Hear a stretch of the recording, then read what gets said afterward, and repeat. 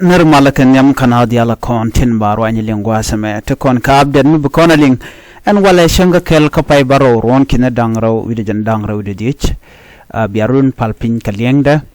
ban ta dana shikor shato gaje rewcha ka Ulang kanti kam no rekordian gwad missionary shop gwal di shikaleutin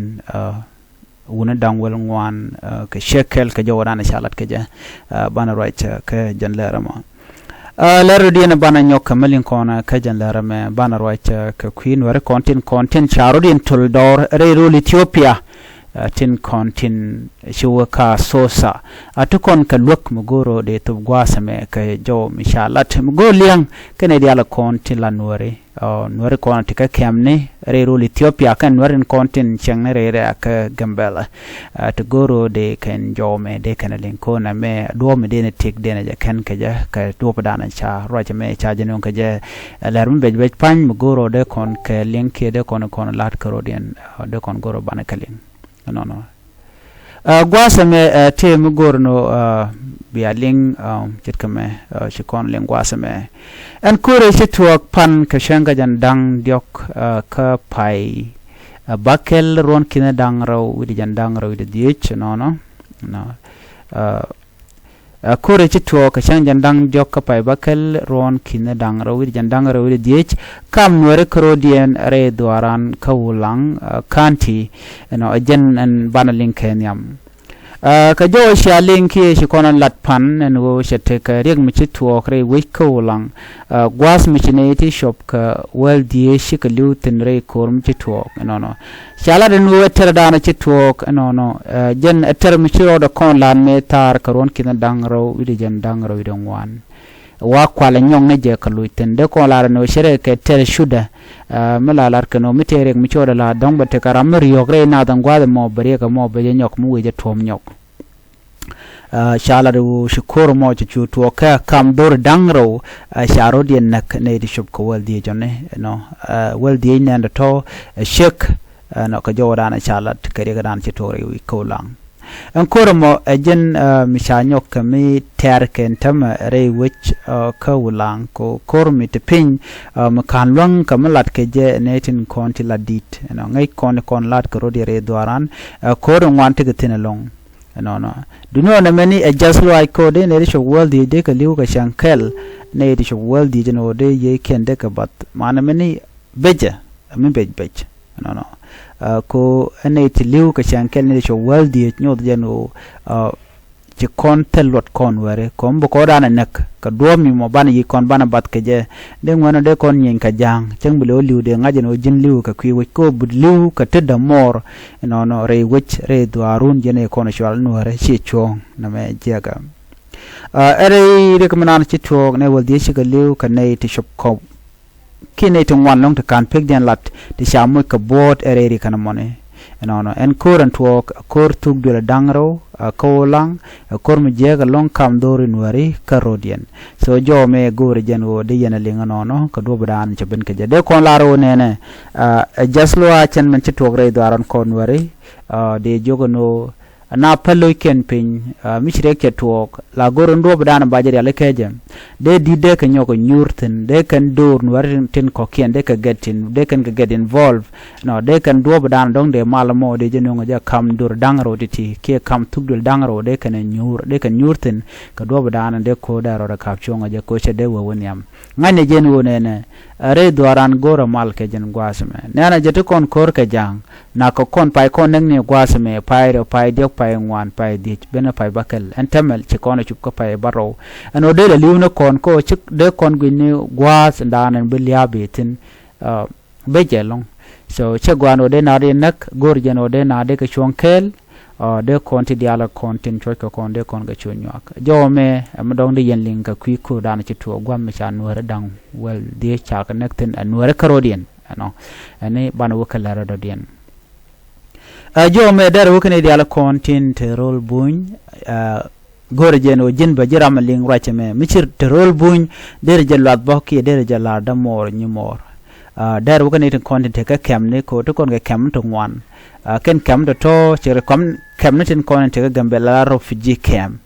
chet ke tarpam men te ke kem to gol te kuletin te ngoyeltin kana kem do ko kenen wanamo enyok te kem danen chwal ke jiwa tetin te kem pinyu du tetin ken kem ne dialati ka gotte konteten wara kontekaten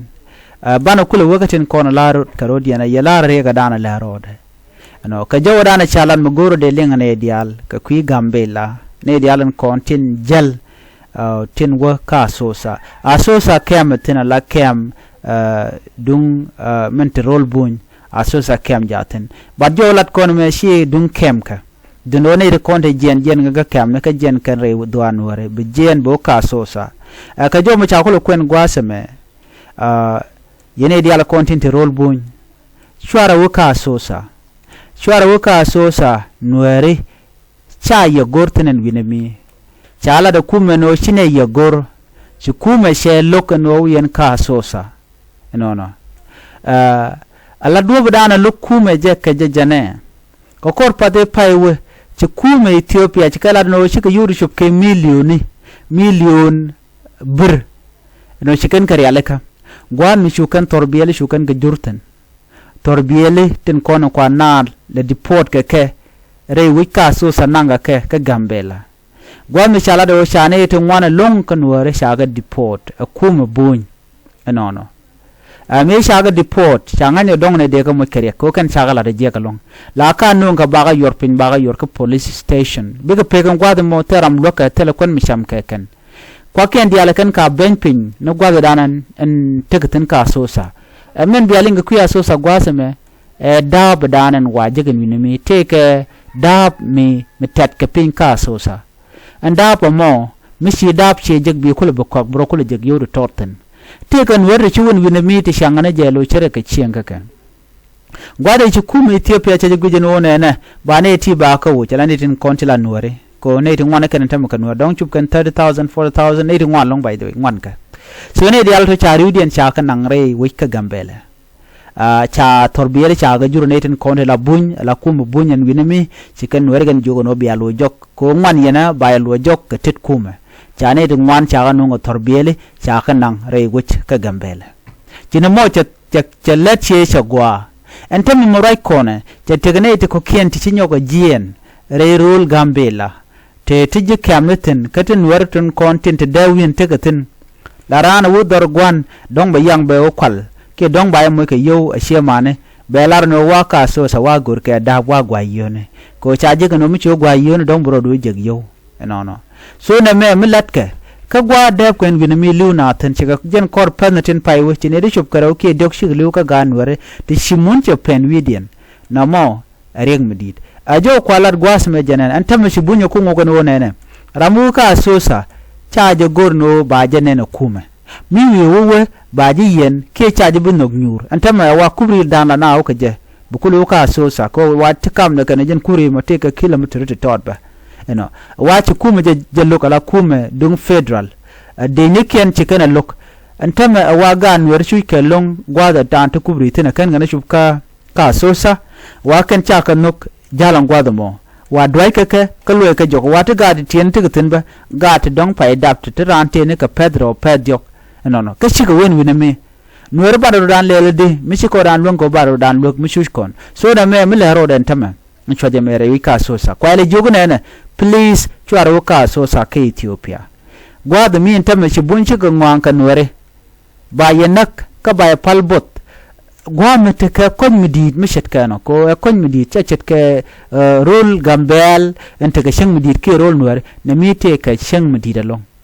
okay asore na mite ka kon midid along so shu naten so jo me diyen la ne kon ko ken gare nuer kon ka shu re wujen wina mi gwade dan chicken kuma gambel kana chola no lwa kane eno no lwa ka kane kon tila nuer kula we lokan no lweka ka and the same thing goes chaka lon ka milweka ka entama jimmiti karan chi mor mi choka sosa please gang take de millinga ya lunjok aka chi lora bang namo ari grun ka gwadan beben chi mi bunyo ngoganta me china bu jal gor jeno an randar tikeling tena me ko ari grun ka yenetin kondilan wari baju yore ka no tel yotu luin ka jok ka jino tel yo ka jana we gwad mi medan ka bom wech loko jeno lunya jok please raje ka ne kun role Ethiopia akachi ka sosa gwari ken wenimi jo me adara gwano de yanaling nedin kontin we ka sosa please we are there with Nuer we are poor mitela let de yen ka jigwan kon yintin ala poor bel bo gwade randar kon da rejecten anyok to kon ga shi manadan Nuer dio je kan kon man lim dio je larana new dor wat ka de be kon be jekten bara tema te ko liang naru dien ba ota ka yota ka kwak so jen do badanen jagga Nuer ko biga bigo chu gon te ko ken woni redit mandine gwandine ngani nyal dol ken yal gare chodme chon be long so jom please lade jene kon loje jok loje re doan Nuer we chojere doan Nuer sha chure buin gwan te ga ko ketel kon bo jekten da ba we dang na ba do bdine na te gwad mi ke je loje re wine so na me gang ko ne tik no michel ling please nyakane ko ken okay michigan lo okay palaka but ring mi chane nan tama ke jom michel ling kan den kon tila Nuer kon tin wina mi ko chojadan shu ke anyok kan do badanen ku buin ku ken ga na chenga je ka jen wina mi ajen jodana gode nyaya kel bi atemal